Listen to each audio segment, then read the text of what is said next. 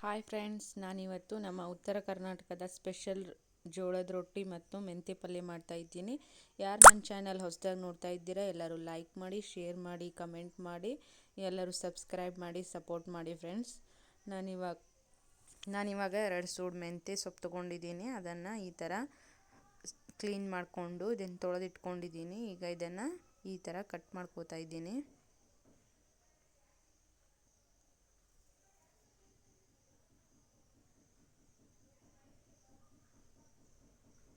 ಇದನ್ನು ಕಟ್ ಮಾಡಿಕೊಂಡ್ರೂ ನಡೆಯುತ್ತೆ, ಇಲ್ಲಾಂದರೆ ಹಾಗೆ ಮಾಡಿದರೂ ನಡೆಯುತ್ತೆ. ಆದರೆ ನಾನು ಕಟ್ ಮಾಡಿಕೊಂಡು ಇದನ್ನು ಮಾಡ್ತಾಯಿದ್ದೀನಿ.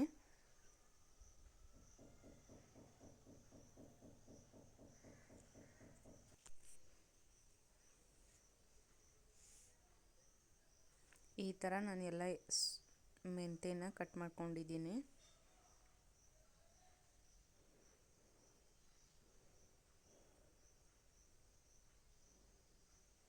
ಇವಾಗ ಈ ಉಳ್ಳಾಗಡ್ಡಿ ಕೂಡ ಈ ಥರ ಹೆಂಚ್ಕೋತಾ ಇದ್ದೀನಿ ನಾನು.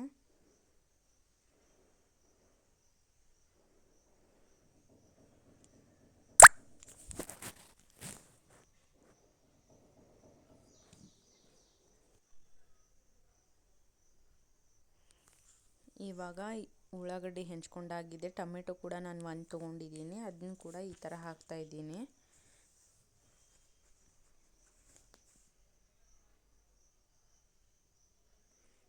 ಇವಾಗ ನೋಡಿ, ನಾನು ಒಂದು ಮಿಕ್ಸಿ ಜಾರ್ ತೊಗೊಂಡಿದ್ದೀನಿ. ಅದಕ್ಕಿವಾಗ ಹಸಿ ಮೆಣಸಿನ್ಕಾಯಿ ಮತ್ತು ಬೆಳ್ಳುಳ್ಳಿನ ಹಾಕ್ತಾಯಿದ್ದೀನಿ. ಈ ಥರ ಬೆಳ್ಳುಳ್ಳಿ ಒಂದು ಬೆಳ್ಳುಳ್ಳಿ ತೊಗೊಂಡಿದ್ದೆ. ನಂತರ ಅದಕ್ಕೆ ನಾನು 4 ಹಸಿ ಮೆಣಸಿನ್ಕಾಯಿ ತೊಗೊಂಡಿದ್ದೀನಿ. ನಿಮಗೆ ಸ್ಪೈಸಿ ಬೇಕಂದರೆ ನೀವು ಇನ್ನೂ ಹಾಕೋಬೋದು. ನಾನು ಮೀಡಿಯಮಲ್ಲಿ ಇಟ್ಕೊಂಡಿದ್ದೀನಿ. ನಂತರ ನೋಡಿ, ಈ ಥರ ನಾನು ರುಬ್ಕೊಂಡಿದ್ದೀನಿ ದರಿಯಾಗಿ. ಇವಾಗ ಒಂದು ಪ್ಯಾನ್ ಇಟ್ಕೊಂಡಿದ್ದೀನಿ ಕಾಯಲು. ಇವಾಗ ಎಣ್ಣೆ ಕಾದಿದೆ. ಅದಕ್ಕೆ ನಾನು ಈರುಳ್ಳಿ ಹಾಕಿ ಫ್ರೈ ಮಾಡ್ಕೋತೀನಿ ಫಸ್ಟು. ಈ ಥರ ಮಿಕ್ಸ್ ಮಾಡ್ತಾ ಅದನ್ನು ಚೆನ್ನಾಗಿ ಫ್ರೈ ಮಾಡ್ಕೋಬೇಕು.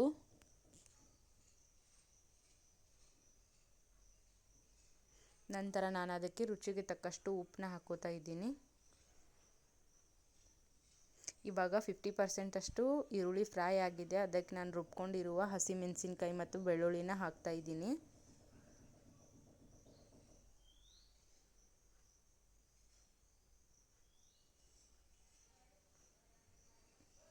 ಇದಕ್ಕೆ ನಾನು ಇವಾಗ ಕಟ್ ಮಾಡ್ಕೊಂಡು ಇಟ್ಕೊಂಡಿರುವ ಟೊಮೆಟೊ ಕೂಡ ಹಾಕಿ ಎಣ್ಣೆ ಬಿಡೋವರೆಗೂ ಫ್ರೈ ಮಾಡ್ಕೋತೀನಿ.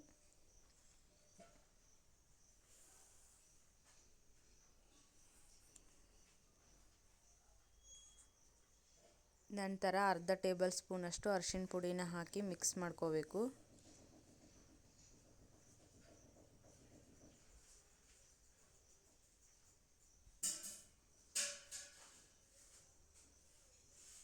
ಇವಾಗ ಇದಕ್ಕೆ ಮೆಂತ್ಯ ಸೊಪ್ಪನ್ನ ಹಾಕಿ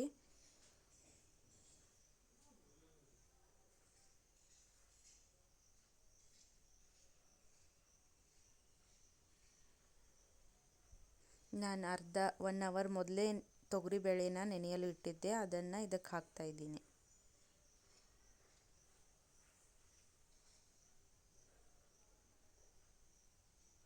ಅದನ್ನೆಲ್ಲ ಸೇರಿಸಿ ಈ ಥರ ಮಿಕ್ಸ್ ಮಾಡ್ತಾ ಇದ್ದೀನಿ.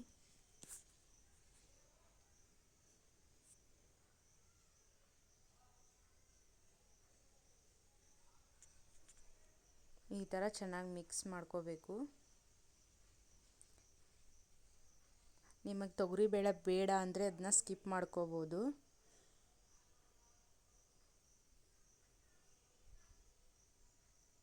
ನಾನಿವಾಗ ಇದರ ಮೇಲೆ ಮುಚ್ಚಳವನ್ನು ಮುಚ್ಚಿ 5 ನಿಮಿಷ ಇದನ್ನು ಬೇಯಲು ಬಿಡ್ತೀನಿ. ಇವಾಗ ನೋಡಿ, ಈ ಥರ ಬೆಂದಿದೆ. ಇವಾಗ ಮೆಂತ್ಯ ಪಲ್ಯ ರೆಡಿಯಾಗಿದೆ. ನಾನಿವಾಗ ಜೋಳದ ರೊಟ್ಟಿ ಮಾಡ್ಕೊಳೋಕ್ಕೆ ನೀರು ಇಟ್ಕೋತಾ ಇದ್ದೀನಿ. ಇವಾಗ ನೀರು ಕುದಿ ಬರೋವರೆಗೂ ನಾನು ಹಿಟ್ಟು ಸಾನ್ಸ್ಕೋತೀನಿ.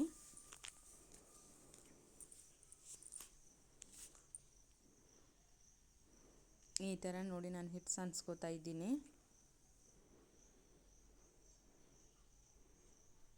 ಇವಾಗ ಇದರೊಳಗೆ ನಾನು ಒಂದು ಸ್ವಲ್ಪ ರೊಟ್ಟಿಗೆ ಹಿಟ್ಟು ಹಚ್ಚಲು ತೆಗೆದಿಟ್ಕೋತಾ ಇದ್ದೀನಿ.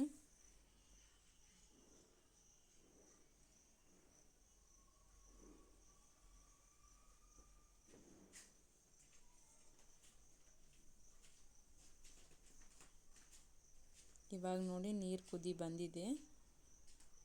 ನಾನು ಇದಕ್ಕೆ ರುಚಿಗೆ ತಕ್ಕಷ್ಟು ಉಪ್ಪು ಹಾಕ್ತಾ ಇದ್ದೀನಿ. ನಂತರ ಇವಾಗ ಕುದಿ ಬಂದಿರೋ ನೀರನ್ನ ಇದರೊಳಗಡೆ ಹಾಕ್ತೀನಿ. ಇವಾಗ ತೆವಿ ಕಾಯೋವರೆಗೆ ನಾವು ಇದನ್ನು ಚೆನ್ನಾಗಿ ಹಿಟ್ಟನ್ನ ನಾದ್ಕೋಬೇಕು. ನೀರು ಬಿಸಿ ಇರೋದ್ರಿಂದ ನಾನು ಸ್ಪೂನ್ ಯೂಸ್ ಮಾಡ್ಕೊಂಡಿದ್ದೀನಿ. ಹಿಟ್ಟು ಸ್ವಲ್ಪ ಆರಿದ ನಂತರ ನಾನು ಇದನ್ನು ತಣ್ಣೀರಿದ್ರೊಳಗೆ ಮಿಕ್ಸ್ ಮಾಡ್ತಾ ಇದನ್ನು ಚೆನ್ನಾಗಿ ಹದ ಬರೋವರೆಗೂ ನಾದ್ಕೋತೀನಿ.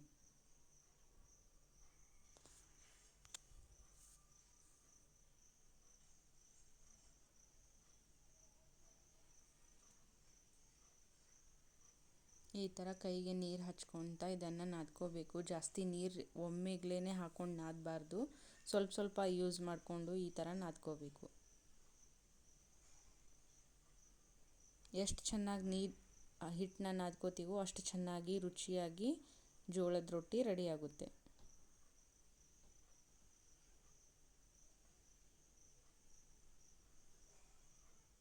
ಇವಾಗ ನಮಗೆ ಎಷ್ಟು ದೊಡ್ಡ ರೊಟ್ಟಿ ಬೇಕೋ ಅಷ್ಟು ಮಾತ್ರೆಯಲ್ಲಿ ನಾನು ಹಿಟ್ಟು ತೊಗೋತಾ ಇದ್ದೀನಿ. ನಾನು ಮೀಡಿಯಮ್ ಸೈಜಲ್ಲಿ ರೊಟ್ಟಿ ಮಾಡ್ತಾಯಿದ್ದೀನಿ. ಅದಕ್ಕೆ ನಾನು ಇಷ್ಟು ಹಿಟ್ಟು ತೊಗೊಂಡಿದ್ದೀನಿ. ನಿಮ್ಗೆ ಯಾವ ಥರ ಬೇಕೋ ನೀವು ಅಷ್ಟು ಹಿಟ್ಟು ತೊಗೊಳ್ಳಿ. ಈ ಥರ ನಾನು ಫಸ್ಟ್ ಕೈಲೇ ತಟ್ತಾ ಇದ್ದೀನಿ. ನಂತರ ಈಗ ನೋಡಿ ಒಂದು ಮೀಡಿಯಮ್ ಸೈಜಲ್ಲಿ ಬರೋವರೆಗೂ ನಾನು ಇದನ್ನು ಚೆನ್ನಾಗಿ ಒಂದು ಕೈಯಲ್ಲಿ ತಟ್ಕೋತೀನಿ. ನಂತರ ಎರಡು ಕೈ ಸೇರಿಸಿ ಈ ಥರ ತಟ್ತೀನಿ.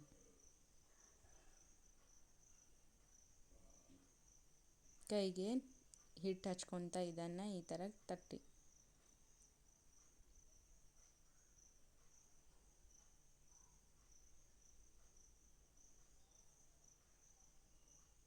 ಜೋಳದ ರೊಟ್ಟಿ ತುಂಬ ಹೆಲ್ದಿಯಾಗಿಯೂ ಇರುತ್ತೆ, ತಿನ್ನೋಕ್ಕೂ ತುಂಬ ರುಚಿಯಾಗಿರುತ್ತೆ. ಇವಾಗ ನೋಡಿ ತವ ಕಾದಿದೆ. ಅದಕ್ಕೆ ನಾನು ಇವಾಗ ರೊಟ್ಟಿ ಈ ಥರ ಹಾಕಿ ಇದಕ್ಕೆ ನಾನು ಬಟ್ಟೆ ಯೂಸ್ ಮಾಡಿದ್ದೀನಿ. ಬಟ್ಟೆದಿಂದ ಇದಕ್ಕೆ ನೀರು ಹಚ್ಕೊಂಡಿದ್ದೀನಿ. ನಂತರ ಇವಾಗ ಇದನ್ನು ಹೊಳಿಸಿ ಹಾಕಬೇಕು.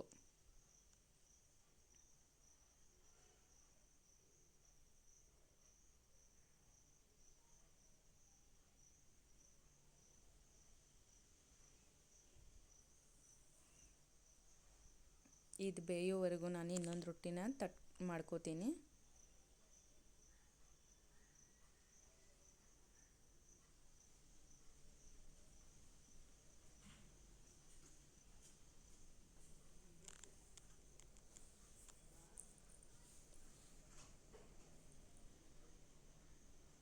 ನಾನು ನೋಡಿ ಫಸ್ಟ್ ನಿಮಗೆ ತಟ್ಟಿ ತೋರಿಸಿದ್ದೆ. ಇವಾಗ ಲಟ್ಟಿಸಿ ಕೂಡ ತೋರಿಸ್ತಾ ಇದ್ದೀನಿ. ಈ ಥರ ಹಿಟ್ಟು ನಾದ್ಕೊಂಡ್ರೆ ಲಟ್ಟಿಸಿನೂ ಮಾಡ್ಬೋದು, ತಟ್ಟಿನೂ ಮಾಡ್ಬೋದು. ಲಟ್ಟಿಸಿ ಮಾಡೋದಂದರೆ ತುಂಬ ಈಸಿ, ಅದು ಜಲ್ದಿ ಆಗುತ್ತೆ, ಇನ್ನೂ ತೆಳ್ಳಗಾಗಿಯೂ ಬರುತ್ತೆ. ಈ ಥರ ಮಾಡಿಕೊಂಡ್ರೆ ತುಂಬ ಚೆನ್ನಾಗಿರುತ್ತೆ. ತುಂಬ ಕಡಿಮೆ ಸಮಯದಲ್ಲಿ ನಾವು ಇದನ್ನು ಮಾಡ್ಕೋಬೋದು.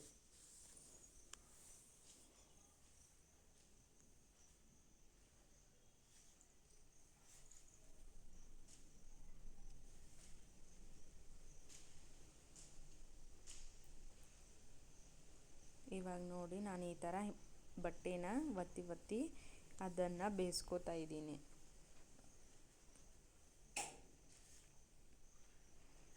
ಇವಾಗ ರೊಟ್ಟಿನ ಹೊಳಸಾಕಿದ್ದೀನಿ. ಈ ಥರ ಚೆನ್ನಾಗಿ ಬೇಯಿಸ್ಕೋಬೇಕು.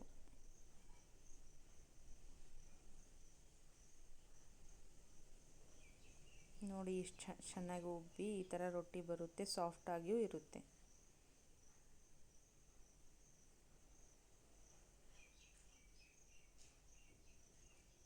ನಾನಿವಾಗ ಇದನ್ನು ಸಹಿತ ಅದೇ ಥರ ಬೇಯಿಸ್ಕೋತೇನೆ.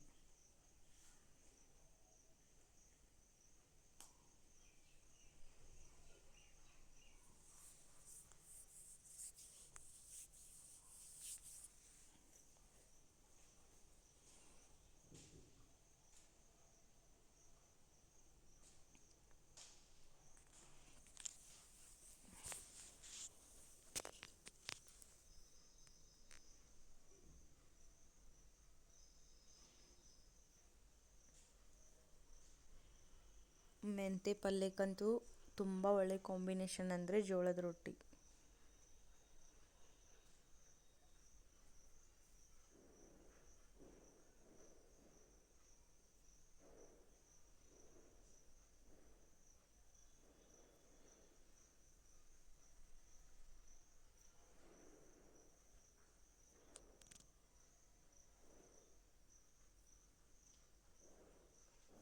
ಥರ ಹೊಳಿಸಿ ಅದನ್ನು ಚೆನ್ನಾಗಿ ಬೇಯಿಸ್ಕೋಬೇಕು.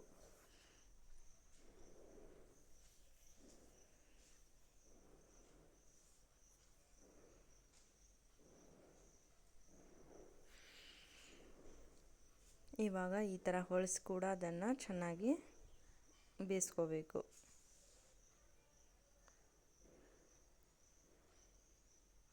ಇವಾಗ ರೊಟ್ಟಿ ರೆಡಿಯಾಗಿದೆ. ನಾನು ಇವಾಗ ಇದನ್ನು ಸರ್ವಿಂಗ್ ಪ್ಲೇಟ್ಗೆ ಸರ್ವ್ ಮಾಡ್ಕೋತೀನಿ. ಮತ್ತೆ ಹೊಸ ರುಚಿಯೊಂದಿಗೆ ಮತ್ತೆ ಭೇಟಿಯಾಗೋಣ. Thank you.